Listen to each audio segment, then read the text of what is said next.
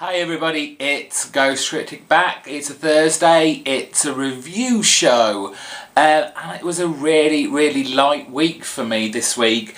If I hadn't picked up an extra one, there would have only been 3 comics to review, so instead we've got 4.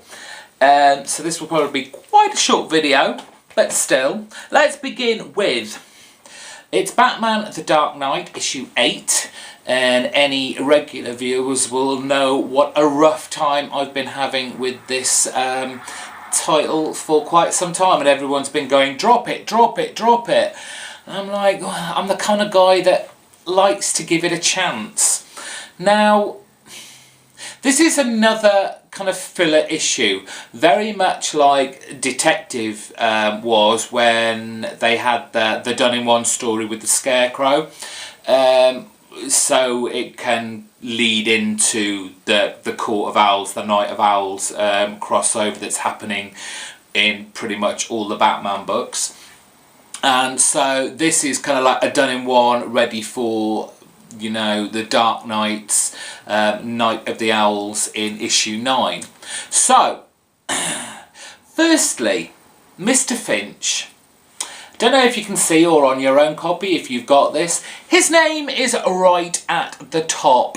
So you would think he's still writing this, he's still drawing it really badly, writing it really badly. But in fact he only did the cover. Why is his name on the top? No, this time Joe Harris is writing and Richard Friend is on artwork. And for a done-in-one story, this was acceptable. The artwork, much improved. So a much better read. What we have in this issue is people are killing each other. Just normal, regular Joes like you and me without any motive at all. It's like, why is this happening? And so we have Gordon and we have Batman at the scene of the latest crime where there's this tube and everyone's killed each other. Again, no reason why. So Batman goes off to do a bit of detecting work and he comes across the Tweed brothers, Tweedledee and Tweedledum, and they're a bit stupid characters. They're not the most clever of Batman's rogue gallery, but they are certainly looking a lot more dangerous to Batman. And what we discover as we go along, and our latest Batman villain to be shown in our new DC 52 is the Mad Hatter, Jervis Tetch. He has this ray that he can point to certain areas of the city and it will turn people against each other. That is your story, your basic story. Like I said, it's a done-in-one, nothing too deep, nothing too clever. You always know how a done-in-one like this is going to end. Yes, Batman saves the day. But there are some interesting bits that are put into this. Certainly the idea that is played right through it is the idea, and it has been used before, Gotham City. Does it create these villains, these maniacal kind of murderous psychopaths, or are they attracted? Are they just attracted to Gotham? Either way, Gotham City isn't a place I particularly want to go and visit as a tourist, but it makes one hell of a story. As I said, Richard Friend's artwork is much better on this. Much more enjoyable, much more easy on the eye. I'm looking forward to the next issue, see how it fits in with the Night of Owls. Wouldn't say this was a particularly great pickup. I wouldn't go say rush out and go and get it, but enjoyable nonetheless. Keeping with DC, we've got Justice League Dark, issue 8, and it's the part 3 of the crossover with iVampire, Rise of the Vampires. And you know what? This has actually been probably the best issue so far. since its launch. I have liked this comic a lot. It was one of the 52 that I was most looking forward to, given the whole kind of occult magic, John Constantine, Madame Xanadu, Deadman, you know, Shade, the Changing Man, all a lot of my favourite DC characters from the kind of magic side of their universe. But the last few months for me has certainly felt like they were treading ground and needed a bit more oomph, and I certainly think they found it within this issue. Last issue we left off on I, Vampire, and Cain, the primordial evil, kind of like the first vampire, he was sucking all the magic into himself to make him, you know, super powerful, strong. And Madame Xanadu had gone into a trance. She's off to the astral plane to speak to the Crystal One. And she's basically saying to the guy, this big blue crystal man, you know, Cain isn't worthy of this magic power. You have got to do something to give it to someone who's worthy of this power. And throughout it, you're kind of gone, it's going to be them, it's going to be them. And, you know, it twists and turns constantly. We've got Constantine and Deadman going to the old limbo place where Adam Bennett is just sitting there being pretty miserable, and they're trying to convince him to come back to stop Cain. Shade, Zatanna and Mary are still trying to fight back all these hordes of vampires, but, you know, Cain is sucking all this magic in, so they're getting weaker and weaker.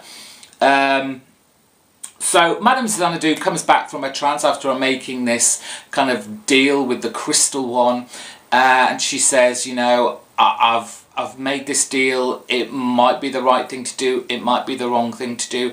And you kind of get through this. Is it going to be Zatanna? Is she going to get all this magic into her? But no. Is it going to be Shade, the Changing Man? He seems to be something happening to him. But no, not Shade the Changing Man. Is it going to be Mary, Queen, you know, Queen of the Blood? No, it's not her. And it's not until obviously the very last page where the person turns up who has now had the power that Cain was sucking into him to make him all powerful, has been transferred to this one person. A very nice big kind of cliffhanger-ish type of deal at the end. Really did enjoy this. I'm looking forward to Jeff Lemire coming on, because I really do like Jeff Lemire's writing. Let's see what he can do with J.L. Dark. I certainly think he fits this book, given his past writing skills and titles he's been on. J.L. Dark, always pretty much near the top of my pile to read. So with Rise of the Vampire Part 3, I just thought, well, I might as well collect it all together, and so I went out and bought I, Vampire issue 8. Now, for anyone who hasn't read this yet, please stop the video or skip it until you see me pick up the next comic, because I'm going to spoil this now, because it obviously leads into what I've just reviewed there. So, who got all the power? Adam Bennett got all the power. Yes, this Crystal One decided that Adam Bennett was the one to be given back all this magic power and make him all powerful. What he basically does is he turns all these hordes of vampires that are after our heroes, the J.L. Dark, against Cain. And he's reunited with his love, his former love, Mary, Queen of Blood. And while he goes off, he decides, you know, he's not going to, he doesn't seem to be that much of a bad character. He's not, you know, they're very worried that Adam Bennett's been given all this power, because after all he is a vampire. How is he going to use this power? And I presume this is what Madame Xanadu was saying. It was like, whether this is a good idea or not, but it's what we have. It's the only thing that we can do here. You know, we're trading an evil for a lesser evil. Let's put it that way. And there is does seem to be kind of a split purpose with Adam Bennett. Me not knowing the character very well and only from the last 2 issues, you know, you do get the feeling that he's done a lot of bad things in his past that he wants to forget about, and he wants to be this better person. But at the same time, he's regrouping now all these vampires. He's taking Mary Queen of Blood away with him to rebuild the vampire empire.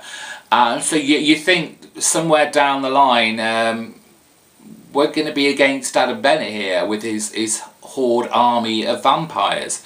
But then he says, and Constantine and him have a kind of little exchange where Bennett basically says, you know, I'm going to be here for you, whatever, there are dark times coming, but, you know, we're friends kind of thing, and I'll be there to help you out. Now, I know Constantine isn't like the hero that we expect a hero to be, but I think we can certainly class him on the good guy's side. So the dual kind of purpose of Bennett is very interesting to me. The artwork again is gorgeous. Andrea Sorrentino in this with their kind of washed out colour palette, the epic construction of the panels that you get throughout this, it's just very nice. Certainly drawn me into the title and is making me think, should I be putting this on my pull list? I'm definitely going to pick up the trade of the first 6 or 7 issues, however they're going to put it all together, to see what the first 6 issues were like, and then consider grabbing the next few issues of I, Vampire. Definitely worth a pickup. Really enjoyed that. Finally, and of the 4 comics I picked, this I guess would be my pick of the week. It is Daredevil issue 11, and we're finishing off this kind of crossover mini event, the Omega Drive. Last we saw in Punisher just last week, they were double crossed. Who double crossed them? Well, it was Cole. She's grabbed that hard drive disc badge thing and ran off, leaving Matt Murdock, our Daredevil, being surrounded by all the gangs, AIM and Hydra and Black Spectre. They're all piling on top of him. Fortunately, a little escape with Spidey. They get out of there, and between them they put down, in a non-lethal way, so Punisher doesn't kill anybody, they put down what's left of the gangs, and Daredevil runs off to catch up with Cole. And I said in Punisher, and there were kind of hints towards it there, that this was going to be very much about developing Cole as not a major player, but definitely making her character more than just a bit part. She certainly is going to become some sort of player in the future. There is this interaction between Daredevil and Cole once he catches up with her, about her intentions for the drive. Yes, she's had this great loss in her life, but does it justify going down the path that, you know, the likes of Punisher has? You know, Punisher, his wife and family were killed. Daredevil, you know, his father was killed. Spidey's uncle killed. Very tragic circumstances. But this is not an excuse to suddenly take up the cause to you know, fight the evil that, or, you know, the villainous element that resides in the Marvel Universe. This is very much Cole's excuse for taking this hard drive. And Daredevil certainly puts her in her place. Great story by Wade that has basically gone right through this nice 3-issue mini event crossover. I really enjoyed myself with this. Chichetto's art has gone right through the 3 issues, which has been a nice kind of stability kind of set there. So yeah, the only thing that is kind of hokey about it is, you know, the drive. it's not been destroyed, so all of this has been for nothing. Well, not for nothing, because we get a nod at the end from Daredevil, was that, you know, he's got another plan. And Spidey's a bit worried about that. And that was it for the Omega Drive. I'm sure it's going to make an appearance again later on, but as far as we're concerned, Daredevil still has that bullseye on his chest as long as he has that Omega Drive disc. Yes, that's what I was trying to say. And so yeah, that was it. Just a couple of things before I go.